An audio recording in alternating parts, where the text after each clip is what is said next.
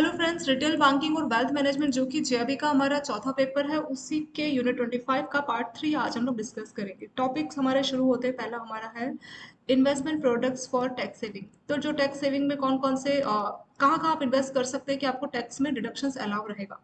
So tax planning is one of the effective mechanism. तो आप tax की proper planning करेंगे। प्लानिंग करने का मतलब हमें मालूम है कि इनकम टैक्स में हमें अलग अलग जो है डिडक्शंस क्लेम करने की परमिशंस रहती है। ठीक है, तो डिडक्शंस जो है प्रॉपर अगर आप टैक्स प्लानिंग करेंगे तो पहले से अपनी जो डिडक्शंस है उसका पहले से जो है वहाँ पे इन्वेस्ट करके रखेंगे, which help in saving taxes and also increase income.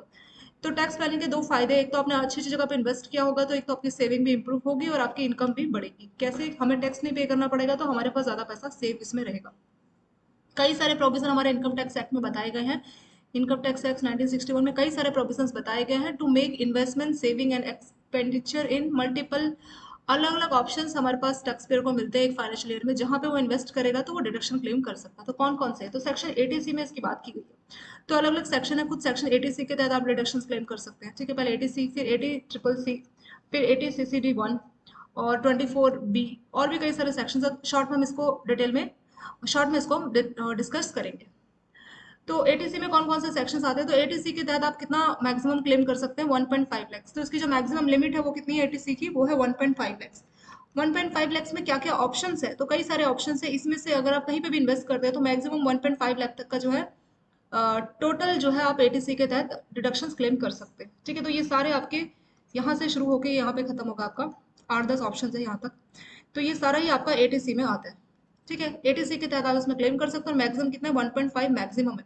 और इसमें अलग अलग जो आपको ऑप्शन दिए, जैसे सुकन्या समृद्धि या और भी कई सारे ऑप्शन है, तो किसी किसी में लिमिट दिया हुआ है कि इसमें आप 1 लाख तक का ही डिडक्शन क्लेम कर सकते हैं। बाकी जो 50,000 बचा वो उसके लिए आपको किसी दूसरे वाली स्कीम में इन्वेस्ट करना पड़ेगा। ठीक है, किसी किसी में लिमिट है, किसी में कोई लिमिट नहीं है। देखते हैं कहाँ कहाँ पे क्या क्या बोला है। पहला आता है आपका पीपीएफ, पब्लिक प्रोविडेंट फंड। तो पीपीएफ अकाउंट जनरली क्या करते हैं सभी लोग, आप लोगों को अपना पीपीएफ अकाउंट ओपन करते हैं और आपको मालूम होगा इसमें 15 साल तक का लॉकिंग पीरियड इसमें रहता है। मतलब 15 साल तक आप बिना पेनल्टी के इसमें पैसा विड्रॉ नहीं कर सकते। ठीक है, और शुरुआत आप 1,000 से कर सकते हैं और मैक्सिमम आप साल का कितना? 1.5 लैक्स। तो 1,50,000 तक का आप इसमें इन्वेस्ट कर सकते हैं एक साल में।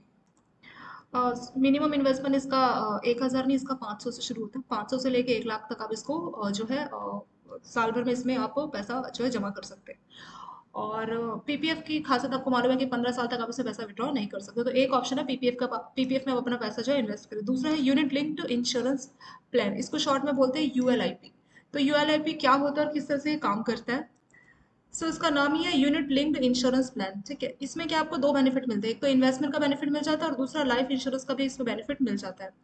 और इसमें जो प्रीमियम है वो काफ़ी फ्लेक्सिबल्स रहती है और हमारी मर्जी रहती है कि हम अपने पैसे को कहाँ पे इन्वेस्ट करना चाहते हैं। क्या हमें डेप्ट फंड में या हमें इक्विटी में अपने पैसे को इन्वेस्ट करना है? तो ये सारे ऑप्शंस यूएलआईपी हमें प्रोवाइड कराता है। तो जितना कस्टमर है सबकी अलग अलग रिस्क एपेटाइट होती है, हर कोई अलग अलग रिस्क ले सकता है। तो कस्टमर अपने रिस्क के हिसाब से प्रीमियम डिसाइड कर सकता है, अपने रिस्क के हिसाब से बता सकता है कि मेरे पैसे को आपको डेप्ट या बॉन्ड मार्केट में लगाना है या इक्विटी मार्केट में लगाना है। और इसका एडिशनल बेनिफिट ये भी है कि इसमें आपको लाइफ इंश्योरेंस की सुविधा भी मिल जाती है। और इन्वेस्टमेंट प्लान तो ये है ही, मतलब यहाँ पे आप पैसा क्या कर रहे हैं, सिस्टमेटिक वे में इन्वेस्ट कर रहे हैं। जैसे म्यूचुअल फंड होता है ना, थोड़ा थोड़ा पैसा जमा कर रहे हैं, इसमें भी वैसे ही है, पर इसमें आपको लाइफ इंश्योरेंस का जो बेनिफिट वो भी मिल जाता है। इसमें अच्छी खासी आपकी रिटर्न है, क्योंकि रिटर्न जो है आपकी मार्केट लिंक रहती है, यानी कि मार्केट के हिसाब से जैसा रहेगा आपका रिटर्न भी आपको उसी हिसाब से मिलेगा।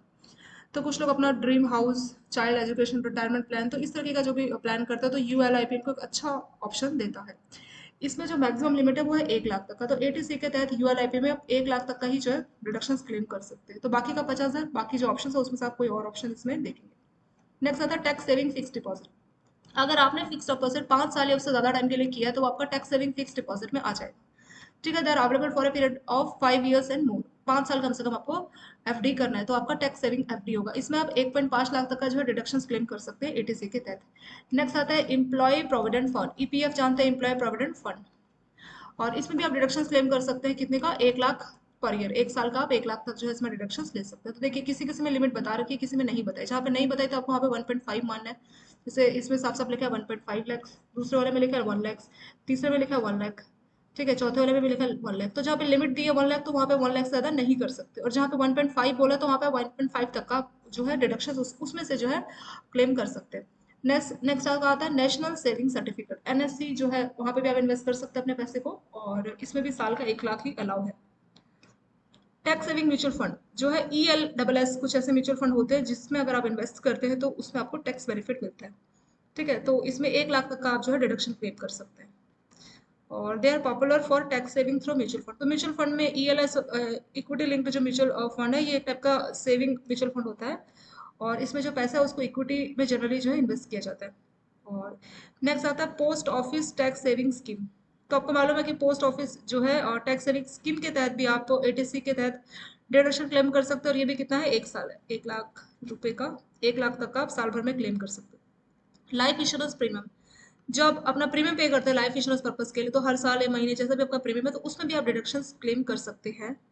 और premium for spouse children self is allowed. तो अगर अपना वाइफ का, हस्बैंड का, या फिर बच्चों का अगर लाइफ इंश्योरेंस प्रीमियम पे कर रहे हैं तो डिडक्शन के लिए आप एलिजिबल है। और premium for parents brother sister are not allowed as deduction. तो अपने पेरेंट्स का, अपने ब्रदर या सिस्टर का आप प्रीमियम पे कर रहे हैं तो फिर एटीसी के तहत आपको डिडक्शन नहीं मिलेगी। Premium paid by Hindu undivided family, तो हिंदू अनडिवाइडेड फैमिली अगर मेंबर्स के लिए क्लेम कर रहा है, पे कर रहा है, तो वो भी डिडक्शन क्लेम कर सकता है। और जो भी आपने लाइफ इंश्योरेंस पॉलिसी ली है, वो ऐसी कंपनी से आपको पॉलिसी लेनी है जो कि IRDA, ये कौन है, insurance regulatory development authority of India, जो कि इंश्योरेंस को रेगुलेट करती है। जो भी इंश्योरेंस कंपनी है उन सबको ही रेगुलेट करती है, ठीक है। तो उसके द्वारा अप्रूवल मिलना चाहिए। उसी कंपनी की अगर आपने पॉलिसी ली होगी तभी आपको डिडक्शन क्लेम इसमें मिलेगा। नेक्स्ट आता है सुकन्या समृद्धि अकाउंट। इसके बारे में भी आप जानते हैं, गर्ल चाइल्ड के लिए बहुत अच्छा ऑप्शन रहता है सुकन्या समृद्धि अकाउंट। और कोई भी गर्ल चाइल्ड जिसका एज 10 साल या उससे कम है, तो वो सुकन्या समृद्धि अकाउंट उसका ओपन किया जा सकता है उसकी मदर के साथ। और एक पर्सन, मतलब एक पेरेंट्स मैक्सिमम 2 अकाउंट्स ओपन कर सकते हैं। पहली बार में मान लीजिए लड़की और दूसरी बार में ट्विंस और दोनों के दोनों लड़कियां हैं, ठीक है, तो उस केस में 3 अलाउ है, लेकिन जनरली 2 अलाउ है, ठीक है। और the principal amount qualified for deduction and the interest is tax free. तो जो इसमें इंटरेस्ट है उसमें तो वैसे भी टैक्स नहीं लगता, और जब प्रिंसिपल पे कर रहे हैं तो उसमें हम डिडक्शन क्लेम कर सकते हैं। The amount mature after 21 years of investment. तो जब आप इन्वेस्टमेंट करोगे उसके 21 साल के बाद वो मैच्योर हो जाता है। और कब आप उसको, वो कब मैच्योर होगा, या तो उसकी शादी होगी लड़की की तब। और हाफ अमाउंट जो है एजुकेशन पर्पज के लिए वो पहले से विड्रॉ कर सकती है, पर जो मैक्सिमम जो मेन इसका मैच्योरिटी होगा वो जब उसका शादी होगा उसी टाइम पे उसको क्लेम कर सकती है फुल अमाउंट। सुकन्या समृद्धि, तो इसमें भी आप डिडक्शन क्लेम कर सकते हैं। तो जो प्रिंसिपल अमाउंट है सिर्फ उस पर आप डिडक्शन क्लेम कर रहे हैं, इसका जो इंटरेस्ट है वो तो वैसे ही टैक्स फ्री होता है। नेक्स्ट आता है आपका प्रधानमंत्री व्यय वंदना योजना। ये कौन सी स्कीम होती है?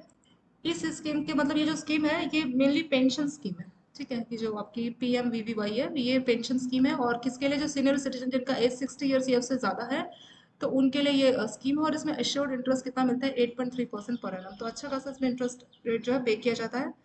और इसमें जो है इन्वेस्टमेंट वो लोग करते हैं जिनको पोस्ट रिटायरमेंट अपनी फाइनेंशियल प्लानिंग करनी है, तो उनके लिए एक बेस्ट ऑप्शन रहता है, ठीक है। आप चाहे तो PMVVY में अगर आप इन्वेस्ट कर रहे हैं पैसे को, तो भी आप अपना एटीसी के तहत टैक्स डिडक्शन क्लेम कर सकते हैं। नेक्स्ट आता है सीनियर सिटीजन सेविंग स्कीम। आपको मालूम होगा सीनियर सिटीजन सेविंग स्कीम्स कौन है? ये एक टाइप का, मतलब कस्टमर पैसा लेके आएगा और उसको ऐसे सीनियर सिटीजन वाला जो सेविंग स्कीम है उसके तहत उस पैसे को डिपॉजिट किया जाएगा।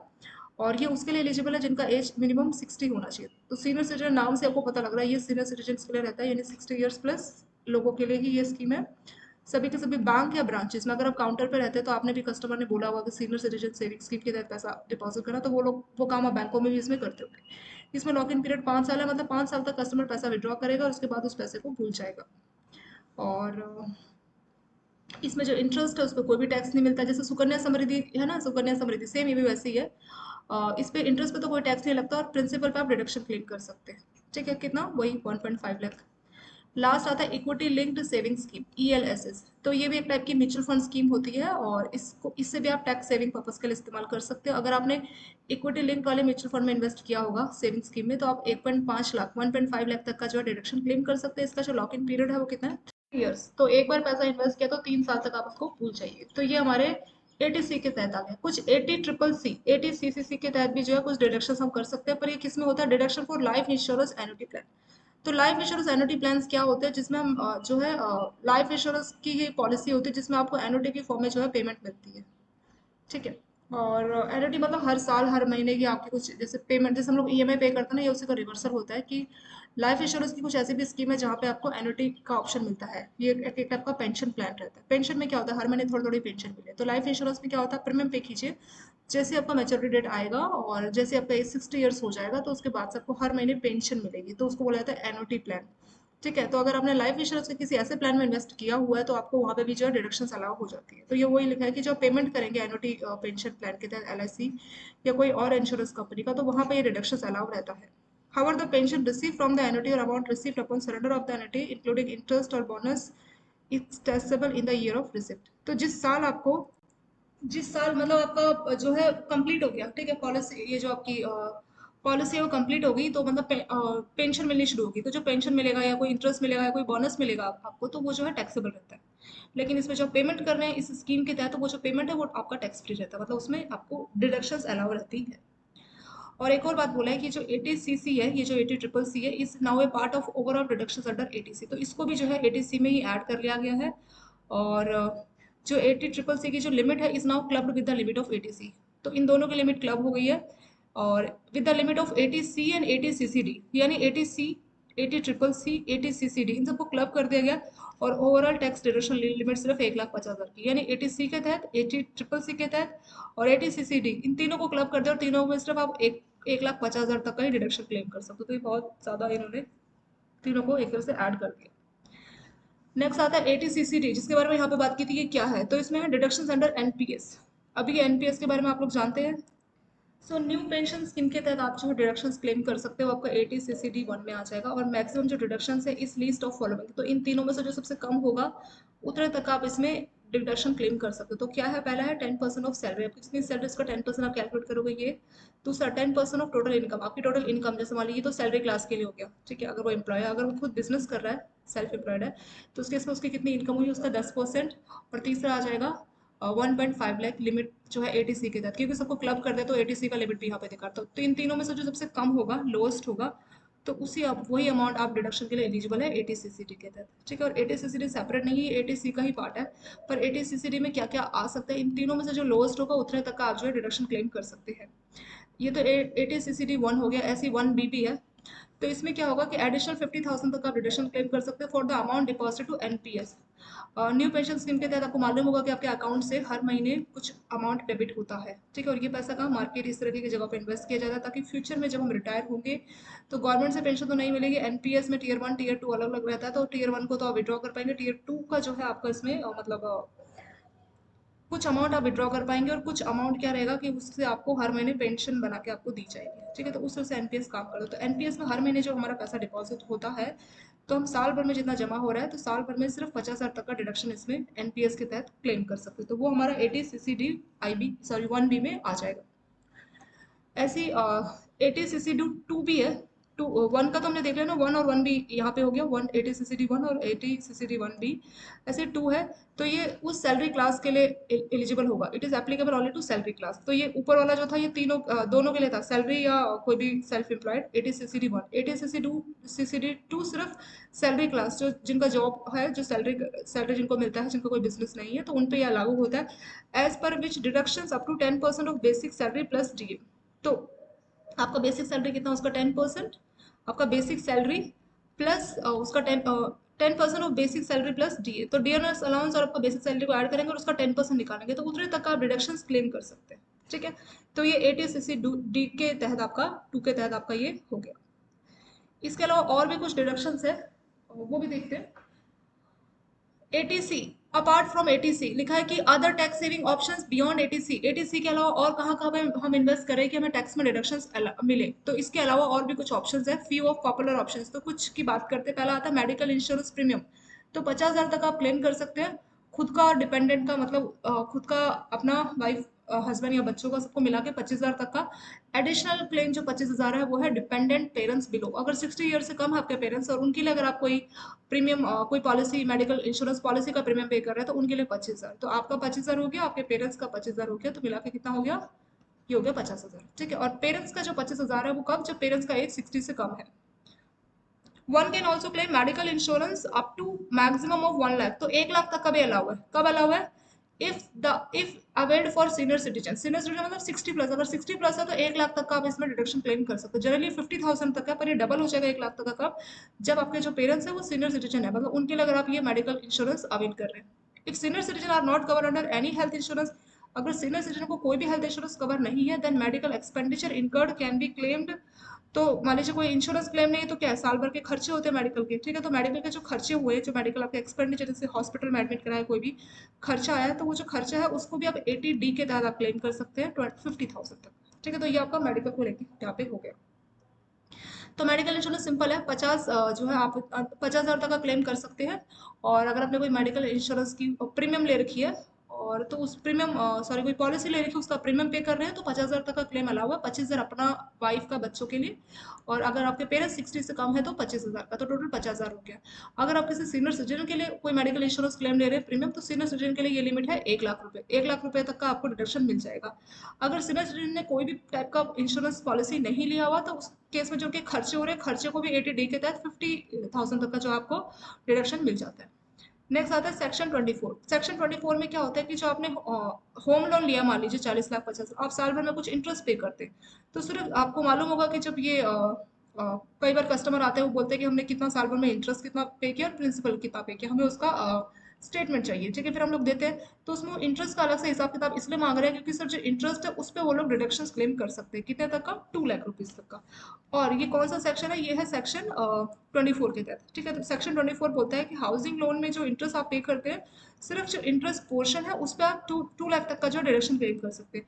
और जैसे ही 2 लाख का आपने डिडक्शन क्लेम किया, तो उसके बाद अदर देन दिस, इसके अलावा एटीईई एक दूसरा सेक्शन है जिसके तहत आपको 50,000 का एक्स्ट्रा, अदर देन दिस, मतलब 2 लाख तो मिल ही रहा है, फिर 50,000 का अलग से डिडक्शन क्लेम मिल जाता है, which is over and above the limit of 24। तो 24 सेक्शन के तहत जो लिमिट था 2 लाख, उससे आगे 2 लाख का आपने लिमिट इस्तेमाल कर लिया, तो 50,000 का आपको एक्स्ट्रा जो है डिडक्शन इसमें क्लेम मिल जाएगा। और होम लोन का एक और भी फायदा है कि इसमें जो प्रिंसिपल अमाउंट जो आप पे करते हैं ना, तो उसको भी आप एटीसी के तहत 1.5 लाख तक का डिडक्शन उसको भी आप क्लेम करा सकते हैं। एटीसी में तो ऑलरेडी बहुत सारी लिमिट आ गई, पर इसमें भी होम लोन के प्रिंसिपल को भी ऐड कर दिया कि होम लोन का जो प्रिंसिपल है उसको भी आप एटीसी में ऐड कर लीजिए। एटीसी में हमने बहुत सारी लिस्ट देखी थी ना, पूरी बहुत बड़ी लिस्ट थी, यहाँ पे हमने 8-9 जो देखे थे, यहाँ पे जाके एटीसी कंप्लीट हुआ था, ठीक है। बहुत सारे ये सब एटीसी के एग्जाम्पल है, टैक्स सेविंग, ईपीएफ और ये सारा। तो इसमें होम लोन का जो प्रिंसिपल है उसको भी एटीसी के तहत बोल दिया है। तो होम लोन का इंटरेस्ट, इंटरेस्ट को तो हमने देखा था यहाँ पे ऊपर, ये था ना 24, सेक्शन 24 में इंटरेस्ट की बात की थी, 2 लाख का इंटरेस्ट आप डिडक्शन करा सकते हैं सेक्शन 24 के तहत, और एटीईई के तहत आप अपना 50,000 तक का एक्स्ट्रा करा सकते हैं, ठीक है। तो ये तो इंटरेस्ट वाली बात हो गई। इसके अलावा जो है होम लोन का जो प्रिंसिपल पे कर रहे हैं, तो उस पर एटीसी के तहत जो है 1.5 लाख तक आप डिडक्शन क्लेम कर सकते हैं। Next, interest paid on education loan. तो आपको मालूम है एजुकेशन लोन किसी हायर स्टडी, किसी अच्छे आगे के पर्पज के लिए आप पढ़ाई कर रहे हैं, तो उसमें भी आप डिडक्शन क्लेम करा सकते हैं, ये सेक्शन 80 के तहत। इसमें लिमिट क्या है, इसमें कोई लिमिट नहीं है, मिनिमम मैक्सिमम का इसमें कोई लिमिट इसमें ऐसा नहीं है, ठीक है। इसके साथ ये आपके जो डिडक्शन क्लेम है ये सारे यहाँ पे कंप्लीट हो गए। शॉर्ट में रिवाइज करते हैं और कौन कौन से इंपॉर्टेंट है जो पूछे जा सकते हो, तो वो भी मैं आपको बताऊंगी। तो देखिए बहुत सारा लिमिट है। तो एटीसी के तहत कहाँ कहाँ, मतलब कितने तक हम रिडक्शन क्लेम कर सकते हैं, एक क्वेश्चन तो यही बन सकता है। तो एटीसी के तहत है 1.5 लाख, ठीक है। एक नंबर का क्वेश्चन ये हो गया। और इसमें मतलब एटीसी में क्या क्या आ सकते, तो वो आपको याद रखना पड़ेगा कि public provident fund, ULIP, tax saving fix deposit. Tax saving fix deposit पे क्वेश्चन बन सकता है कि मिनिमम कितने साल का डिपॉजिट होना चाहिए कि आप उसको टैक्स सेविंग बोलोगे, तो मिनिमम 5 ईयर्स। और इसमें 1.5 लाख तक का जो है डिडक्शन क्लेम कर सकते हैं, ठीक है। और बाकी के नाम भी आप याद रख लीजिए। और बाकी ज़्यादातर तो 1.5 लाख के हैं, बाकी सब 1 लाख वाले बहुत सारे, EPF, tax saving fix deposit, उस पर तो 1.5 लाख है आपका ये, ठीक है। और national saving certificate, tax saving mutual fund, post office और टैक्स सेविंग, इन सब में 1-1 लाख रुपए हो गया। लाइफ इंश्योरेंस में जो प्रीमियम पे कर रहे हैं उसमें भी हम क्लेम कर सकते हैं सुकन्या समृद्धि अकाउंट में। और पीएमवीवीवाई, प्रधानमंत्री व्यय वंदना योजना, सीनियर सिटीजन जो सेविंग स्कीम है, और इक्विटी लिंक, तो इन सब में हम एटीसी के तहत 1.5 लाख तक का डिडक्शन क्लेम कर सकते हैं। फिर एटी ट्रिपल सी है। तो एटी ट्रिपल सी क्या है कि अगर आपने कोई एलआईसी की एनुटी स्कीम ली है, उसके तहत अगर आपने कोई प्रीमियम पे किया है, तो वहाँ पे आप जो है डिडक्शन क्लेम कर सकते हैं। ATCCD 1 है और ATCCD 2 है। ATCCD 1 क्या है, इसमें जो है ये सैलरी क्लास, बिजनेस क्लास सभी के लिए, और ATCCD 2 सिर्फ सैलरी क्लास लोगों के लिए जिनको सिर्फ सैलरी मिलती है, जिनका कोई बिजनेस नहीं है। तो ATCCD 1 में बोला है कि यार आपको सैलरी मिलती है तो 10% ऑफ सैलरी, अगर आप बिजनेस करते हैं आपकी जो इनकम है तो टोटल इनकम का 10%, या 1.5 लाख जो कि हमारा एटीसी के तहत आता है, ठीक है। इन तीनों में से जो सबसे लोएस्ट होगा तो उतना मैक्सिमम डिडक्शन आप क्लेम कर पाएंगे ATCCD 1 के तहत। और ATCCD 1 और ATCCC सबको क्लब कर दिया और क्लब करके बोला कि टोटल जो डिडक्शन तीनों को मिला के होगा वो होगा 1.5 लैक्स, ठीक है। ATCCD1 बी के बारे में बात की कि यहाँ पे एडिशनल डिडक्शन आपको 50,000 का मिलेगा, ठीक है। और ये 50,000 किसमें मिल रहा है, जो एनपीएस में हमारा पैसा जाता है ना हर महीने, न्यू पेंशन स्कीम के तहत, तो वहां से आपको जो है 50,000 तक का डिडक्शन इसमें अलाउ है। 80/62 सिर्फ सैलरी क्लास के लिए जिनका सैलरी है, तो वो कितना 10% ऑफ उनका सैलरी प्लस डीए दोनों को जोड़ लीजिए, उसका 10% तक का मैक्सिमम डिडक्शन 80/62 के तहत वो क्लेम कर सकते हैं। 80 के अलावा और कौन कौन सा ऑप्शन है, इसके अलावा भी और कई सारे ऑप्शन है जिसमें हम डिडक्शन क्लेम कर सकते हैं, जैसे मेडिकल इंश्योरेंस। तो 80D के तहत आप इस पे क्लेम कर सकते हो। तो क्वेश्चन पूछ सकते हैं कि 80D के तहत मेडिकल इंश्योरेंस में आप कितने तक का इंश्योरेंस जो प्रीमियम आप पे कर रहे हो उसमें कितने तक का डिडक्शन डाला हुआ है। वैसे 50,000 तक अलावा, पर अगर आपके जो प्रीमियम अमाउंट अगर आप पे कर रहे हैं सीनियर सिटीजन के लिए 60+ के लिए तो 1 लाख, 60 से कम तो 50,000, 60 से ज़्यादा तो 1 लाख। और जो 50,000 60 से कम है वो तब होगा 50,000 जब आप 25,000 अपने पेरेंट्स जिनका एज आपका 60 से कम है उनके लिए इस्तेमाल करें, और 25,000 आपका वाइफ का बच्चों के लिए। ठीक है, इस तरह से ये लिमिट है, 50,000 सिर्फ आपके अकेले के लिए नहीं है। नेक्स्ट आता है सेक्शन 24। सेक्शन 24 किसके लिए, जो हाउसिंग लोन में हम लोग इंटरेस्ट पे करते हैं ना, उसमें हमें 2 लाख तक की छूट मिलती है डिडक्शन, तो वो हमारा सेक्शन 24 है। तो ये भी पूछ सकते हैं कि सेक्शन 24 में किसके लिए डिडक्शन मिलता है। नेक्स्ट है 80EE। तो 80E के तहत कहाँ डिडक्शन मिलता है, 50,000 तक का डिडक्शन मिलेगा। और ये आप जो 2 लाख ऑलरेडी पे कर रहे हैं, 2 लाख का इंटरेस्ट तो डिस्काउंट है, प्लस 50,000 आपको एक्स्ट्रा डिस्काउंट इसमें मिलेगा। इसके अलावा और क्या इसमें है डिडक्शंस। एजुकेशन लोन जो है ना, एजुकेशन लोन में जो आप लेते हैं उसमें जो इंटरेस्ट है, तो 80E के तहत उस इंटरेस्ट को भी आप डिडक्शन क्लेम कर सकते हैं। और जो आप हाउसिंग लोन लेते हैं उसका इंटरेस्ट का बेनिफिट तो आपको 24 और ये जो है 80E के तहत मिलता है। 2,50,000 टोटल, 2 लाख आपका सेक्शन 24 में और 50,000 80E। इसके अलावा आपका जो प्रिंसिपल अमाउंट है उसको भी आप 80C के तहत डिडक्शन क्लेम कर सकते हैं। ठीक है, ये यहाँ पे आपका कंप्लीट हो गया। नेक्स्ट आपका हेडिंग आता है स्टेट प्लानिंग। बोला tax planning through wills and trust. तो स्टेट और ये सब क्या होता है, स्टेट प्लानिंग टैक्स प्लानिंग मतलब आप पहले से अपनी विल बना सकते हैं। ये क्या होता है, वसीयत, वसीयत होगा ना, विल वही होता है वसीयत। बहुत सारी पुरानी पिक्चरों में भी आपने देखा होगा, कहता नहीं इसने वसीयत बनाई है, वसीयत के तहत मैं मेरे को पूरा इसका अभी वारिस बनाया प्रॉपर्टी का, वो होती है विल। ठीक है।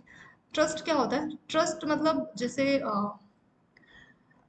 ट्रस्ट बनाने के कई सारे पर्पस होते हैं। जैसे मान लीजिए कोई ऑनर है, उसके पास बहुत सारी प्रॉपर्टीज है, उसने एक ट्रस्ट बनाई है। अब ट्रस्ट बनाई तो ट्रस्टी को भी अपॉइंट किया होगा, तो अभी ट्रस्टी जो है वो देखेगा, उसकी रिस्पॉन्सिबिलिटीज रहेगी कि कैसे कैसे इसको एग्जीक्यूट करना है। ठीक है, तो ट्रस्टी के ऊपर सारी रिस्पॉन्सिबिलिटीज रहेगी। कई बार इस तरह की भी विल होती है जिसमें पूरी ट्रस्टी को ही सारी पावर दी जाती है। ठीक है, कुछ ऐसी भी विल होती है, वो हम देखेंगे अभी आपका आएगा, वो डिस्क्रिशनरी विल होती है। तो उसमें क्या होता है कि ट्रस्टी को सारी पावर देती है, ट्रस्ट को, ट्रस्टी को उसकी मर्जी की प्रॉपर्टी किसको देना चाहेगा, कैसे, या वो अपने पास रख के इसको कंटिन्यू करना चाहेगा, तो वो सारा ट्रस्टी के हाथ में होता है। तो कई सारी अलग अलग टाइप की विल बनाई जाती है। तो इन सब के फायदे क्या है, इससे आपको टैक्स में भी बेनिफिट मिलता है। कैसा टैक्स में बेनिफिट मिलता है वो भी हम देखेंगे नीचे। और यहाँ पे पहले शॉर्ट में देखते हैं विल क्या होता है, उसी के बारे में बताया हुआ है। इसमें तो यही बोला है कि हर किसी को अपनी विल बनानी चाहिए। इसका सबसे अच्छा तरीका है कि सारी चीज़ें स्मूथ वे में हो जाए। विल नहीं है, वसीयत नहीं है, तो लीगल हियर फिर वो आपस में लड़ते रहते हैं, क्योंकि लीगल हियर में भाई बहन ये करीबी रिश्तेदार ये सब भी आ जाते हैं, तो बाद में बहुत इश्यू हो जाता है। तो जो पर्सन है प्रॉपर्टी ओनर या कोई भी, तो उसने अगर विल बनाई है तो अपने हिसाब से, उसकी अगर वसीयत है तो वसीयत के हिसाब से सारी चीज़ें चलेगी, तो किसी टाइप का इशू डिस्प्यूट कुछ भी होने का कोई झंझट नहीं है। ठीक है, तो विल एक बहुत अच्छी चीज़ है, और इट इज़ ए ये एक टाइप का स्टेट कंप्राइजिंग प्रॉपर्टी इन्वेस्टमेंट। आपके पास प्रॉपर्टी है, इन्वेस्टमेंट है, तो उसके लिए आपने विल बनाई गई है। और ये कौन बनाता है, by the owner of the estate during his life time. जब तक वो जीवित है तब तक वो अपनी विल रेडी करता है, but which is intended to take effect only after his death. लेकिन वो वसीयत काम में कब से मानी जाएगी, वो विद इफेक्ट होगा जब उसकी डेथ हो जाएगी, उसके बाद ही उस विल को एग्जीक्यूट किया जाएगा। पुराने पिक्चर में भी आप देखते हैं ना, जैसे डेथ हो गई फिर उसके 1 हफ्ते 10 दिन के अंदर कोई वकील आ रहा है, फिर वो बोलता है कि ऐसी ऐसी वसीयत है, तो वैसे सेम यहाँ पे भी आपका सेम है। For a will to be valid it needs to be come in front with the law. तो जो है लॉ को मानना पड़ेगा, और कैसे कैसा लॉ है उसी के हिसाब से जो है विल इसमें काम करता है। और विल बनाने के लिए ऐसा नहीं कि आपको कोई स्पेशल पेपर, आप नॉर्मल पेपर में भी लिख के अपना साइन कर सकते हैं, तो वैसे भी जो है विल एग्जीक्यूट हो जाती है। जो ऑनर है ना प्रॉपर्टी का, वो ऐसा भी कर सकता है। और the will made by Hindu, Buddhist, Jain, Sikhs ने टू बी ड्राफ्टेड। तो जो हिंदू विल एक्ट 1870 उसके तहत ये जो है बना सकते हैं अपना विल। और read with Indian succession amendment act 1926। और बोल रहा है कि जो भी बिल बना रहा है तो उसको रिटर्न में लिख के देना होगा, साइन बाय टेस्टेटर। मतलब जो प्रॉपर्टी का ओनर है उसी को बोला जाता है टेस्टेटर। एक होता है एग्जीक्यूटर जो उसको एग्जीक्यूट करेगा। और any person in the presence of his directions and attested bye. तो इसमें कम से कम 2 विटनेस होने चाहिए जो इस बात का प्रूफ दे कि हाँ हमने ये देखा है कि हाँ इन्होंने ये वाली विल लिखी, तो दो विटनेस के सामने जो उसको साइन करना होगा। There is no particular form for will describe, तो लॉ में ऐसा कोई स्पेसिफिक फॉर्म नहीं बताएगी इसी फॉर्म में आपको विल बनानी है। आप नॉर्मल कागज पे A4 शीट पे अपना लिख के इस तरह से जो है विल बना सकते हैं, इसमें इस तरह से लिखा हुआ है। फिर एग्जीक्यूटर का क्या इसमें रोल रहता है, executors need to be appointed as the will who is the trusted representative. तो एग्जीक्यूटर कौन होगा, ट्रस्ट, वो विल को रिप्रेजेंट करेगा ऑफ द टेस्टेटर। टेस्टेटर कौन है, वही ऑनर। तो एग्जीक्यूटर और टेस्टेटर में डिफरेंस क्या, एग्जीक्यूटर कोई ट्रस्ट, अगर किसी प्रॉपर्टी ऑनर मान लीजिए मिस्टर ए है, उसने उसके नाम पे बहुत सारी प्रॉपर्टीज है तो उसने ट्रस्ट बनाएंगे, तो ट्रस्ट का काम है उस बिल उसकी इच्छाओं को एग्जीक्यूट करना, तो ट्रस्ट को बोला जाएगा एग्जीक्यूटर। और एक मालिक है उसके पास बहुत सारी प्रॉपर्टीज है तो ए को बोला जाएगा टेस्टेटर। ठीक है, इसके नाम पे सारी प्रॉपर्टीज है, तो वही है वो देखता है कि जो उसकी लास्ट विश है टेस्टेटर की वो पूरी की जाए। ठीक है, तो ये रिस्पॉन्सिबिलिटीज किसको मिलती है, एग्जीक्यूटर को मिलती है। And fulfil in the manner in which, तो जिस हिसाब से बिल लिखेगी उस हिसाब से जो है ट्रस्टी का काम रहता है, टेस्टेटर सॉरी एग्जीक्यूटर का काम रहता है कि वो सारी चीज़ों को पूरा करे। और जो विल अगर ट्रस्ट के लिए बनाई गई तो जो ट्रस्टी है उसको अपॉइंट किया जाता है।